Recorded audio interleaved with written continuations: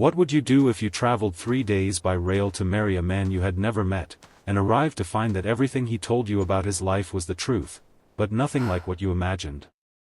If a story of hidden dignity, quiet strength, and a love built on honesty sounds like exactly what you need today, like this video and subscribe to the channel now, because what happens next will stay with you long after it ends. She stepped from the railway carriage into the grey morning light, her travelling trunk carried behind her by a porter who vanished almost immediately into the mist. The journey from London had taken 3 days, 3 days of soot-stained windows, tepid tea in chipped cups, and a letter she had read so many times the creases had worn through. She had prepared herself carefully. Not for comfort, but for disappointment. The advertisement had been modest in its language, almost austere. A gentleman of moderate means seeks a companion of steady character for the management of a country household. No grandeur promised. No poetry offered. She had assumed moderate means was a polite English way of saying barely enough. The village of Ashworth Cross was smaller than she had imagined, tucked between low hills that were swallowed each morning by fog. A waiting carriage stood at the edge of the lane, its black lacquer slightly dulled by road dust but otherwise sound. The horse was well kept. That, she noticed. The drive wound through countryside that softened as they moved, hedgerows giving way to open fields, stone walls running in long, deliberate lines that spoke of generations of care. She pressed her gloved fingers to the cold window glass. She had expected scrub. She had expected a place that had given up.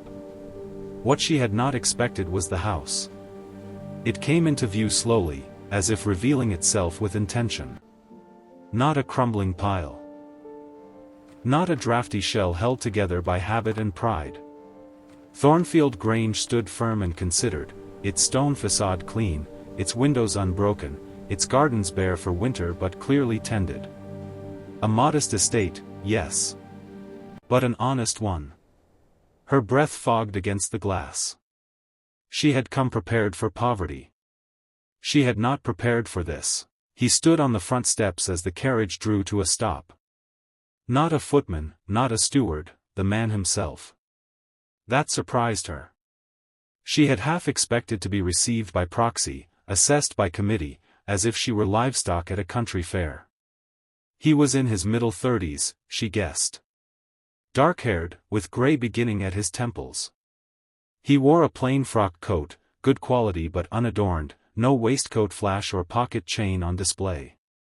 His face was not handsome in the fashionable sense. It was steadier than that. The kind of face that had spent more time thinking than posturing. He offered his hand to assist her from the carriage. His grip was firm and brief. "Miss Hartwell," he said. "I am glad the journey was bearable. Mr. Calloway." She found her voice steadier than she felt. It was. A silence settled between them, not the anxious kind. More like a question that neither party had yet decided to ask aloud. "You're looking at the house," he said. She had not realized she still was. "I am," she admitted. "Your letter mentioned moderate means." "It did. This is not what I pictured." He looked at the house a moment, as if seeing it fresh through her eyes. "I did not want to attract someone who was coming for the property," he said simply. "Or who would be undone by hard winters when they came. They always come." She turned to look at him properly then. He was watching her with the same quiet attention he might give a problem he was working out. Not predatory. Not appraising. Just present. "That is either very wise," she said, "or very peculiar." "In my experience," he replied, "they are often the same thing." She almost smiled. Almost. She slept fitfully that first night, not from cold, not from hunger, but from the particular unease of a mind that had mapped a future and then arrived to find the map entirely wrong. Her room was plain but well appointed. A fire had been laid and lit before her arrival. Fresh linen. A small vase of dried lavender on the mantelpiece. These were not the gestures of a distracted household. Someone had thought about her coming.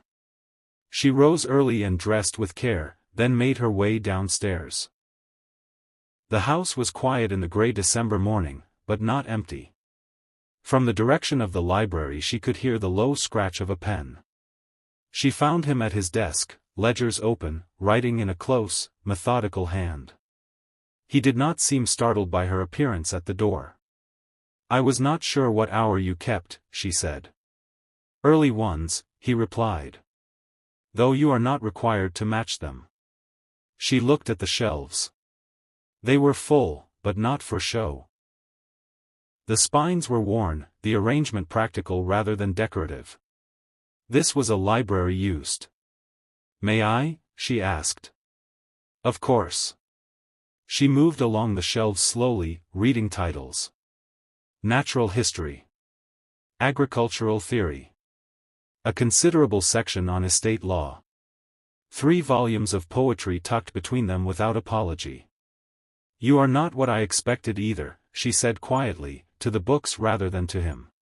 She heard his pen stop. "What did you expect?" She considered. "Someone more concerned with appearances."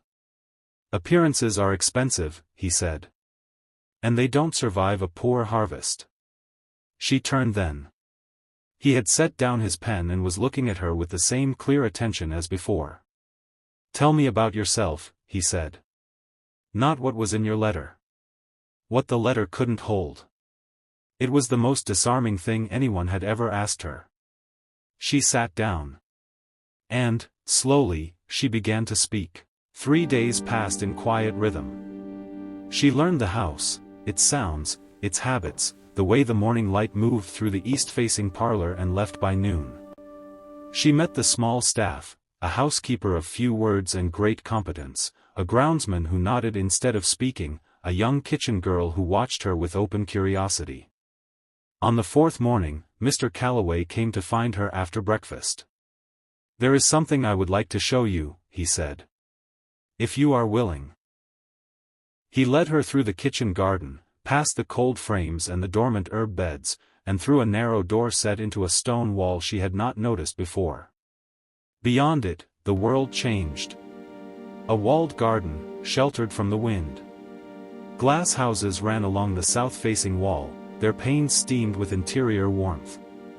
Inside, she could see green things growing. In December, in Derbyshire, green things growing. She stopped. Her hand came to her throat. "Cucumbers," he said, as if this required no further explanation. "Peaches in the far house. I grow what the estate needs rather than what impresses visitors." She stepped inside the nearest glasshouse. The warmth hit her like a gentle hand. The smell of earth and growing things was almost unbearable in its gentleness. "You built this?" "Over several years. The first winter here was difficult." He paused. "I decided I would not have another like it." She turned to face him. "You planned all of this, the garden, the repairs, the ledgers, for years before you placed that advertisement." "Yes. And then you described yourself as a man of moderate means." "I am," he said, with great seriousness. "What you see here is not wealth. It is work compounded over time. It is discipline that looked like deprivation for many years before it looked like anything at all." Her eyes stung unexpectedly. She looked away. "I think," she said carefully, "that you may be the most honest person I have ever been deceived by." He was quiet a moment. Then, very quietly, he laughed. It was a good laugh. Unguarded. "That is the finest thing anyone has said to me in a very long time," he replied. The following morning, he asked if she would walk with him to the far edge of the property. They followed a track through bare woodland that opened onto a south-facing slope. There, set apart from the main house by a quarter-mile and a low stone wall, stood a cottage. Stone-built, recently re-roofed, its windows freshly glazed. Smoke had never been laid in its hearth, she could tell. It was new in the way only something long prepared can be. This was not here in the estate records when I purchased the land, he said. I built it. She waited. I did not know who would answer the advertisement, he continued, his voice careful and level. I knew only that whoever she was, she ought to have the choice of her own door. Her own fire. A place that was entirely hers, with no obligation attached to it. Miss Hartwell stood very still. You built a cottage, she said slowly, for a woman who had not yet agreed to come. For a woman who might need somewhere to go, he said. If the house felt like a trap rather than a home.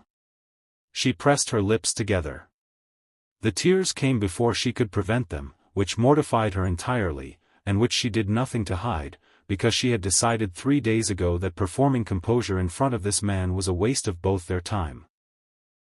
No one has ever prepared for me, she said. He did not look away. Everyone deserves to be prepared for. They stood in the cold morning air for a long moment, the cottage waiting patiently behind her. I do not think I will need it, she said at last. It will be there regardless. Yes. She looked at him. I think that is rather the point. The weeks that followed were nothing like the novels she had read as a girl. There was no dramatic confession by candlelight, no single grand gesture that cleaved the story into before and after. Instead, there was accumulation. She learned that he rose at 5 and read for an hour before beginning work, and that the poetry on the library shelves was not decorative. She learned that he had been briefly engaged 10 years prior, that the woman had chosen someone with a London townhouse and a better address, and that he had not been destroyed by it but had been clarified. He learned that she had supported her younger sisters since the age of 20, that she had refused 2 previous proposals because both men had wanted a housekeeper dressed in wedding clothes, and that she was capable of great warmth but had learned, out of necessity, to keep it rationed. You don't have to do that here, he said one evening, when she had caught herself softening and then deliberately withdrawn. Old habits, she said. I know, he said. I have a few myself. It was not declaration. It was recognition. And somehow that was more. The neighboring families called. She was received not as an acquisition but as a person, which told her a great deal about what kind of man they believed Mr. Calloway to be. She was asked her opinions on things. She gave them. One evening she came across him in the library, adding a new figure to the ledger she had studied on her first morning. She had since learned to read it with some fluency. The south field performed better than projected, she observed. He looked up, not surprised. Yes.